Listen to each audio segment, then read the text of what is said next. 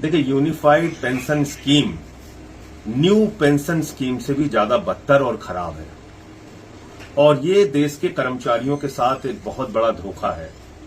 और इस pension scheme से आपने देश के अर्धसैनिक बलों को निकालकर बाहर कर दिया।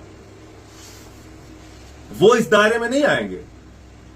देश के पैरामिलिट्री फोर्सेस इस दायरे में नहीं आएंगे क्योंकि उनकी 25 साल की सर्विस होती ही नहीं।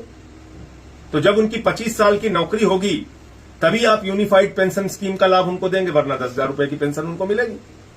दूसरी बात इसमें क्या है कि जब से आपने अपनी नौकरी शुरू की, मान लीजिए आपने 40 साल नौकरी की, तो हर महीने आपका 10% सैलरी से कटेगा पेंशन के नाम पे और उसके बाद पूरा पैसा सरकार अपने पास रख लेगी। मान लीजिए 1 लाख की सैलरी है, 40 साल आपने नौकरी की, कभी 2 लाख होगी सैलरी आगे बढ़ के आपकी, कभी 3 लाख होगी।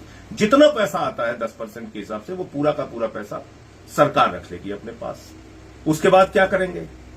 अंतिम के 12 महीने जो हैं उसका एवरेज निकालकर 6 महीने की तनख्वाह आपको कैश में दे देंगे और फिर ये कह रहे हैं कि एवरेज सैलरी निकाल के आपको आधा पेंशन देंगे।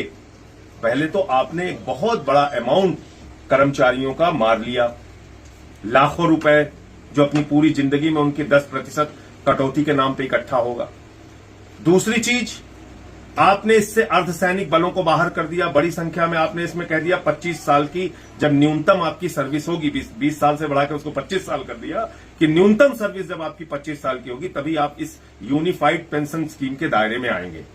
तो कुल मिलाकर ये एनपीएस से भी ज्यादा बदतर यूपीएस आया है और देश के कर्मचारियों के साथ एक बहुत बड़ा धोखा मोदी सरकार ने किया है, जिसको इस देश के कर्मचारी समझते हैं और इसका जवाब उन्हें। आप लोग अभी भी ये मांग कर रहे हैं कि ओपीएस बहाल किया जाए। भाई, पुरानी पेंशन स्कीम बहाल करने में आपको क्या समस्या है? आप ओपीएस बहाल कीजिए और उसमें जो सर्विस का टाइम पीरियड है पेंशन के लिए वो 20 साल है, वो 20 साल रखिए। आपने बढ़ा के 25 साल कर दिया। पैरामिलिट्री फोर्सेस तो बाहर हो जाएंगे ना इससे। एक दूसरा बड़ा मुद्दा भी आपसे जानना चाहेंगे, क्या नाम है आपका? मेरा नाम सईद अहमद है। सईद जी, ये बताइए कि सरकार जो ये स्कीम लेकर के आई है, खुश हैं इससे आप लोग? देखिए, मेरा व्यक्तिगत मानना, मैं तो इससे बिल्कुल खुश नहीं हूँ और हम लोग एनपीएस की लड़ाई बहुत अरसे से लड़ रहे हैं, कई वर्षों से लड़ रहे हैं। एनपीएस पे पहले कुछ नहीं था, हम लोगों ने खत्म कराया। 50% सफलता मिली पहले हमको कि एनपीएस में जब कर्मचारी मिल जाएगा तो उसकी विडो की पेंशन मिलेगी और एक बच्चे को नौकरी मिले और उसको ओल्ड पेंशन के तहत माना जाएगा। पहले 50% में सफलता प्राप्त की। इधर साल भर से हम लोग बराबर लड़ रहे थे, जिसका नतीजा ये हुआ आज सरकार ने यूपीएस हमको दिया है। हम सरकार की ईमानदारी पे इस पर मुझे 1 पैसे का यकीन नहीं है। जब आपको पेंशन देना ही है तो हमारी सीधी मांग है ओपीएस। और ये कैसे संभव है कि हम लोग एक उद्योग में एक यूनियन का नारा देते हैं, एक उद्योग में 3 प्रकार की यूनियन कैसे, 3 प्रकार की पेंशन कैसे चलेगी? एक तरफ एनपीएस, एक तरफ यूपीएस, एक तरफ ओपीएस। हमारा एक वसूल है, सरकार जो दे रही ले तो लेंगे हम, लेकिन हम अपने कर्मचारियों के बीच में जाएंगे, समीक्षा करेंगे। मतलब आप लोगों का ये कहना है कि ओल्ड पेंशन स्कीम से कम कुछ भी मंजूर नहीं है, जो है बिल्कुल मंजूर नहीं है। आपसे जानना चाहेंगे, क्या नाम है आपका? आरएस यादव जी, बताइए कि क्या कहना है इस पर? नहीं सर, हम लोगों के लिए ओपीएस ही अच्छा था। हम लोग ओपीएस के लिए ही लड़ रहे थे। थोड़ी सफलता, जैसा कि सर ने बताया, थोड़ी सफलता हमें मिली जरूर है, लेकिन इसमें अभी जैसे हमारा रनिंग कर्मचारियों को हमको 55% पेंशन पे अतिरिक्त मिलता था, उसके बारे में कोई जिक्र नहीं। जो हमारा पैसा कट रहा था, 10% हमारा कटेगा, उसका क्या होगा उसका कोई जिक्र नहीं है। उसको हमारा पूरा मिलना चाहिए, इसलिए हम लोग ओपीएस ही चाहते हैं। ओपीएस के लिए ही लड़ रहे थे और आगे भी लड़ाई जारी रहे। ओपीएस के लिए लड़ रहे थे, ओपीएस के लिए लड़ते रहेंगे, लेकिन सरकार ने एक फार्मूला निकाला है कि ना एनपीएस ना ओपीएस, वो यूपीएस लेकर आई है। तो अगर सरकार झुक सकती है तो क्या आप लोगों को लगता है कि ये आप लोगों के हित में नहीं है? देखिए, सबसे पहले मैं बता दूं, हम माननीय नरेंद्र मोदी को बहुत बहुत धन्यवाद देता हूं। कम से कम कुछ तो हम लोग की बात सुने। आप यूपीएस ले आए, ठीक है, 50% आए, ठीक है, लेकिन हम लोग की मांग है सिर्फ हमको ओपीएस चाहिए और ओपीएस के लिए हम लोग आंदोलन अभी खत्म नहीं किए, करते रहेंगे। लेकिन ओपीएस है जो ये संशोधन हुआ है, ठीक है, जो हम लोग को मिल गया कुछ, उसके लिए हम लोग लेंगे इसको, लेकिन आगे लड़ाई अपनी जारी रखेंगे कि हम मतलब जितना मिला है उतने से खुश हैं, उसके लिए आभार जता रहे हैं। उसके लिए आभार जता रहे हैं, खुश है, ऐसी बात नहीं है। कर्मचारी खुश है, हम भी खुश है, लेकिन ओपीएस जब मिल जाएगा तब हो सकता है और ज्यादा खुश हो जाए। मानेंगे कि हाँ, हमारे माननीय प्रधानमंत्री हम उनकी बात वहां तक सुने हैं और हम लोग सारे कर्मचारियों को, जो जैसे हम लोग का रनिंग से आते हैं, हम लोग को उसके भत्ता अभी कुछ डिक्लेयर नहीं है, हो सकता है संशोधन कुछ हो, आगे हो, लेकिन रनिंग का भी कोई अभी आया नहीं है। 10% 14% जो है बढ़ा के 18% कर दिया है। इसके विषय में अभी संशोधन करना पड़ेगा। बिल्कुल, नागेंद्र जी भी हमारे साथ हैं, उनसे बात कर लेते हैं। नागेंद्र जी बताइए कि ये जो यूपीएस आया है ये कम से कम एनपीएस से तो बेहतर है, इसने इतना मानते हैं? एनपीएस में तो कुछ नहीं था। हाँ, इतना जरूर है कि एनपीएस और ओपीएस के बीच का एक समन्वय निकाला है उन्होंने, लेकिन इसमें बहुत सी कमियां हैं। इसको ओपीएस नहीं कहा जा सकता है। राजनीतिक दबाव, अगर सरकार अस्थिरता की अवस्था में न आई होती तो शायद ये भी न मिलता। और लड़ाई तो इसके लिए जारी रहेगी। वोट पेंशन हमारा मुख्य उद्देश्य है, दिलाना है, तो उसके लिए भी इसमें तमाम ऐसी कमियां हैं, जैसे कि 25 साल कर दिया है पेंशन के लिए, जबकि 7वां वेतन आयोग में 20 साल पे ही पूरी पेंशन का प्राविधान था। इसमें 10% अभी भी कटता रहेगा, जबकि पुरानी पेंशन ओपीएस में तो सरकार के खजाने से पेंशन दी जाती थी। इस तरह तमाम कमियां हैं इसमें, और एक दो फायदे भी हुए हैं। ऐसा नहीं है कि जैसे पहले जो है मिनिमम न्यूनतम पेंशन 9,000 होती थी 10 साल की सर्विस पे, अब जो है न्यूनतम पेंशन 10,000 इन्होंने कर दिया है। और पहले जो है 50% था, अब जो है वो 60% फैमिली पेंशन पहले 50% था। मतलब आपका ये कहना है कि उम्मीद बहुत ज्यादा की लगा रखी थी लेकिन मिला थोड़ा है।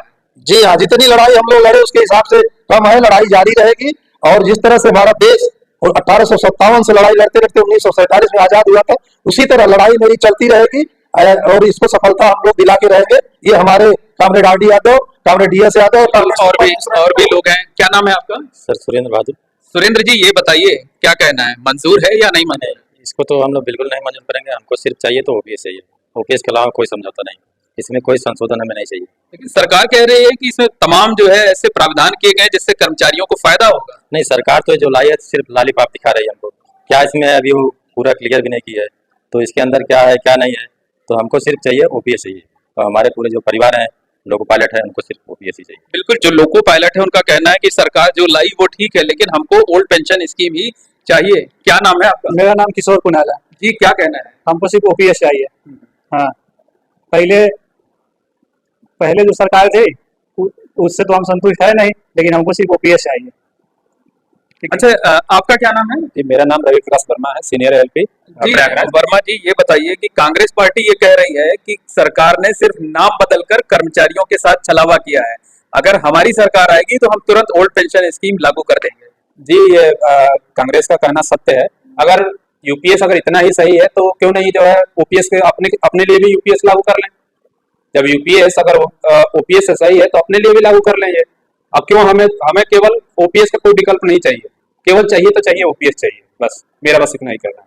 अच्छा, आप बताइए, आपके ये जो साथी हैं ये कह रहे हैं कि अगर यूपीएस इतना ही अच्छा है तो जो सांसद विधायकों को जो पेंशन मिलती है उनको भी इसी दायरे में लाना चाहिए, उनको भी ओल्ड पेंशन स्कीम से हटा देना चाहिए। सहमत हैं इस बात से? जी बिल्कुल सहमत हूँ। जैसे कि अगर इतनी अच्छी इसको मानी गई है तो ये सबके लिए लागू हो जाए। एक देश में सभी कर्मचारी रहते हैं, सांसद विधायक कोई अलग से नहीं आते, हम ही लोग चुने हुए प्रतिनिधि होते हैं।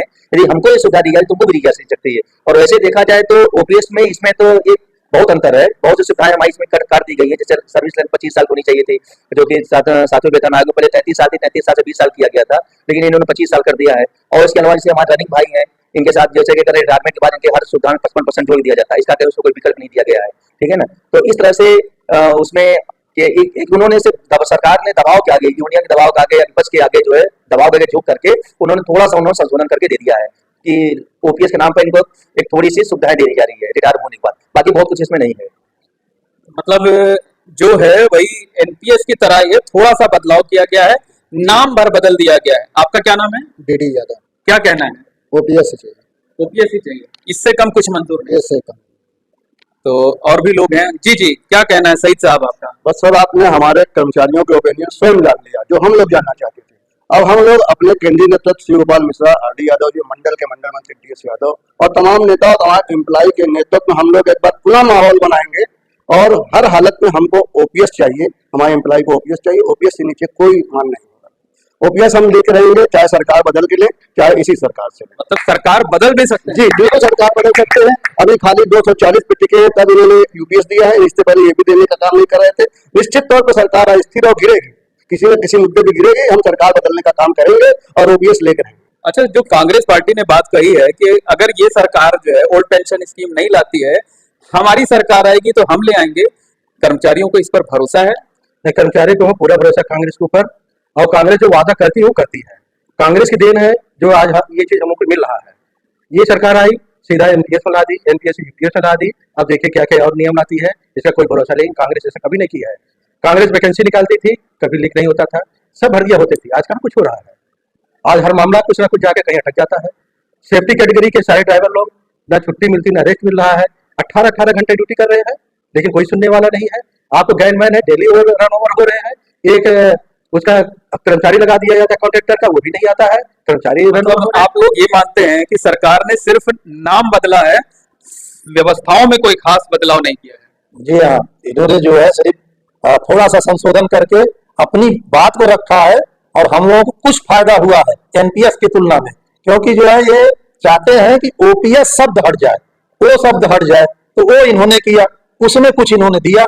लेकिन ये कर्मचारी, अभी हमारे नेता इस पे बैठ के विधिवत बात करेंगे, आपस में समन्वय बना के फिर इसकी अगली लड़ाई जारी रहेगी। ऐसा नहीं भी 8वां वेतन आयोग की लड़ाई है, 2 साल पहले हो जाना चाहिए 8वां वेतन आयोग की बैठक शुरू हो जानी चाहिए, लेकिन अभी तक नहीं है। तमाम ऐसे चीजें हैं जो अभी ये सरकार को घुटने टिकाना पड़ेगा, जैसे किसानों ने टिकाया, ये सरकार जो है तब कहती है मेरी तरफ से। ओल्ड पेंशन स्कीम को लेकर संघर्ष जारी रहेगा? बिल्कुल सर, अभी संघर्ष जारी रहेगा। जब तक ओपीएस नहीं मिलेगा हम लोग संघर्ष करते रहेंगे। लेकिन ये तो आप लोगों के फायदे की बात है, ये दावा किया जा रहा है सरकार की तरफ से।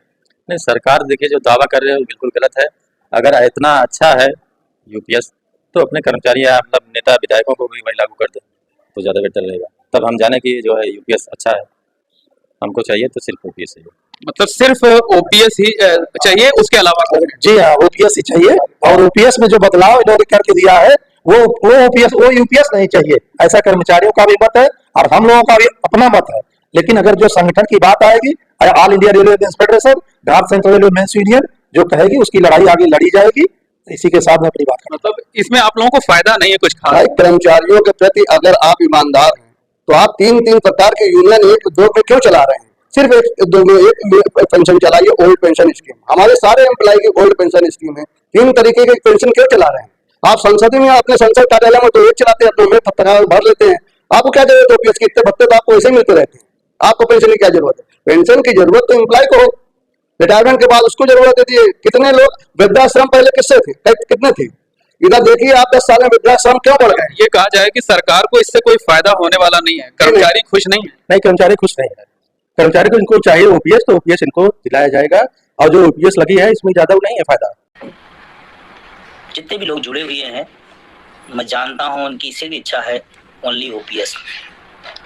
ओल्ड पेंशन स्कीम, पुरानी पेंशन, कोई संशोधन नहीं, कोई सुधार नहीं। शायद हमारे मत से आप सब लोग सहमत होंगे। आपका भी मत यही है और मेरा भी मत यही है।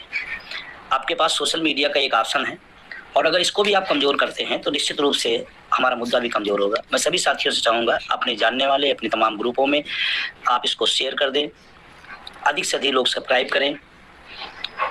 कारण उसका है कि आपको अपने मुद्दे पर अपने मिशन से ही चलना पड़ेगा, अपने माध्यम से ही चलना पड़ेगा, अपने संसाधनों में चलना पड़ेगा। इसको विस्तारित करने के लिए लोगों तक पहुँचाने को करें, क्योंकि इसके अलावा और कोई माध्यम आपके पास नहीं है।